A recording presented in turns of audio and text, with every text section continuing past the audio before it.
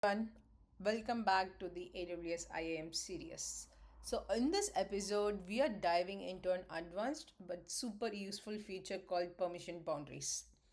Let's say, even if a user is given powerful permissions, there should be a limit, they can't go beyond. So, let's take an example.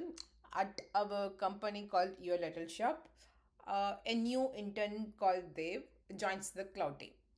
We want to give him access to manage EC2 instance, full permission to EC2 instance.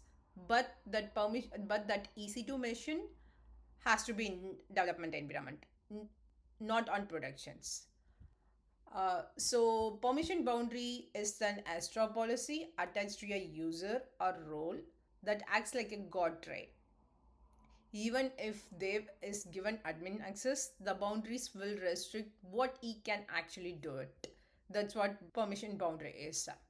So think of it like this.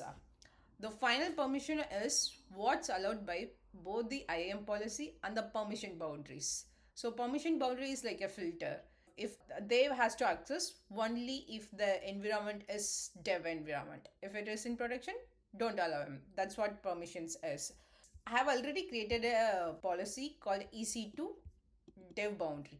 So here you can see for the services called EC2 have given full permissions, full access to all resources in EC2, but with a conditions. The resources tag should have a tag called environment and the value should be dev.